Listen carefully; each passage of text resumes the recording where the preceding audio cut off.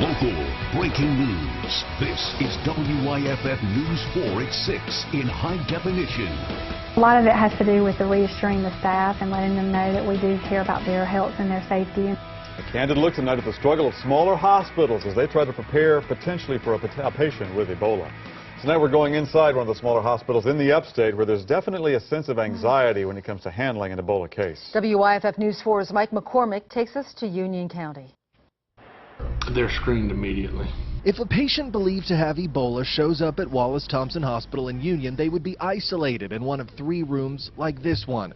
2 of the rooms are in the emergency department and don't have this room for putting on protective gear. A specific area would be built for that. There is protection for the staff, but the Director of Quality Improvement says better equipment is being ordered. Because of the situation in Dallas, you know, 2 nurses were infected, so, you know, how that happened, we're not sure. So until that's figured out and until that's determined, we want to do everything that we can do for our staff to protect them. They cannot afford the expensive hazmat suits you've seen on TV. The Medical University of South Carolina announced today that it is ready and prepared with equipment to treat a patient with Ebola. But the Chief of Staff at Wallace Thompson points out that that's more than 3 hours away. Still 3.5 hours away, and that's a long time for that person to be parked in our building.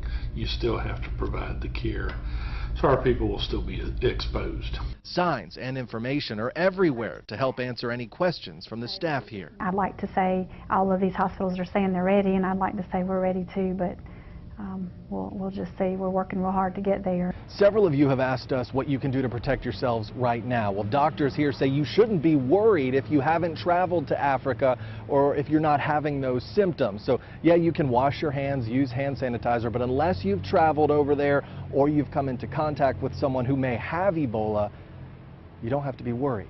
Mike McCormick, WYFF News 4 in Union County.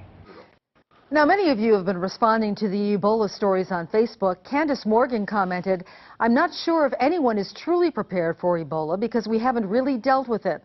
I'm praying we don't have to find out how prepared South Carolina hospitals are." Stephanie Quillen responded in part here, quoting again, "Many are quick to judge the other hospitals that are dealing with this. The CDC should have been the one place prepared, but they do seem to have dropped the ball." Dickie Richardson writes, "South Carolina can't even handle your social security number and other important information without losing it.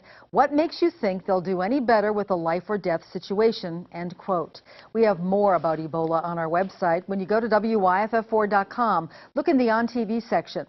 There you can find information like signs and symptoms, transmission, risk of exposure, and traveler's health.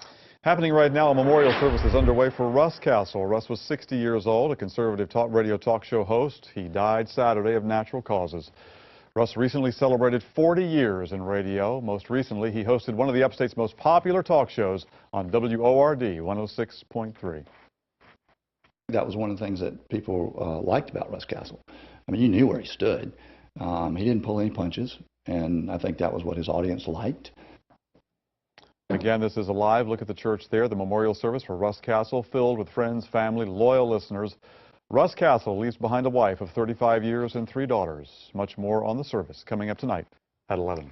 A Toccoa teen accused of murdering his mother will have to undergo a psychological evaluation. The 15-year-old is charged with malice murder. Deputies say he shot his mom, Kim Lanier, last month. It happened at their home on Prather Bridge Road. At the time of his arrest, the Stevens County Sheriff said the teen had, quote, mental challenges. A judge has now ordered the psychological evaluation to gauge the teen's competency. The Greenville police are asking for your help finding a man who tonight is accused of sex crimes involving young children. Ray Talley is wanted on charges of sexually assaulting 3 young girls. Police say the victims are 6, 8, and 9 years old. They tell us it all happened over the summer at a home in Greenville.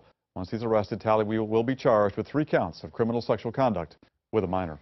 An upstate father says his teenage daughter was assaulted at school. Tonight he's saying he doesn't feel enough was done to keep her safe. WYFF News 4's Mandy Gaither has more from Belton. The father says his 13-year-old daughter was groped in shop class here at Belton Middle, and he feels like the whole case was swept under the rug until he went to police. to file a report. We're not showing this father's face as to not identify his daughter. She's an 8th grader at Belton Middle. I feel like my daughter was not kept safe. In September, he says 2 14-year-old boys groped and rubbed his daughter on her buttocks and inner thigh at the school. He says the suspects got 3 days of suspension and says at least one of them was back in class, and says it wasn't until he filed a police report October 9th that the 2 were charged with assault and referred to the Department of Juvenile Justice. I was informed that the reason why it was able to go down in this classroom is because it was a shop class, and that the teacher that was in that classroom was with other students somewhere else in the shop. After the alleged assault, the father says the school has done everything to care for his daughter, but says a crime shouldn't have been able to happen in the first place. We send our kids to school knowing that they're going to learn and, better themselves, and they shouldn't have to worry about, stuff like this. It's just, it's really saddening. In a statement to WYFF News 4, Anderson School District 2 Superintendent Richard Rosenberger said the family was notified and given all the information that the school administration had gotten, and he said 2 students were removed from campus following appropriate disciplinary measures according to the school handbook. Anderson School District 2 will continue to use the local law enforcement to provide the safest possible environment for all students. Mandy Gaither, WYFF News 4 in Belton. Greenville County deputies are looking for a missing woman tonight. Investigators say Kamara Christina Huey was reported missing by her boyfriend on Tuesday morning. Authorities say witnesses reported seeing her at about 2 that morning in the area of Old Bleachery Road and South Franklin Road. Huey is 24 years old, 5'4", 155 pounds. Investigators are asking anyone with information regarding the victim's disappearance to contact Crime Stoppers at 23 Crime. Plans are in the works tonight for a new pipeline that would span from Louisiana to Florida. They're calling it the Palmetto Project, and for good reason. WYFF News 4's Allie Miles joins us live here in the studio to explain who gets affected by this. Allie? Yeah, Michael, this is a $1 billion plan for right now. Kinder Morgan Energy Partners want to expand off the current pipeline in Belton and build a brand new 360-mile pipeline that would stretch from here to here in North Augusta, then travel into Jacksonville, Florida. About 100 miles of that would be in South Carolina. Now, this project is still in the very early stages. So early, they haven't even contacted the cities or towns yet. But if it goes through, it would be in place by July of 2017. And for the cities and counties we talked to, that means potential jobs and tax benefits. It probably would bring some impact of some jobs to our area, and having local businesses in town that would have restaurants or overnight stays or even selling gasoline to soft drinks would definitely help the impact of the area. The expansion of the new line, I think, would be a great tool for us to use in any recruiting opportunities we might have. Kinder Morgan reps told us the pipeline would carry gas, ethanol, and diesel from the Gulf Coast to new markets in the southeast. Allie Miles, WYFF News 4, live in the studio.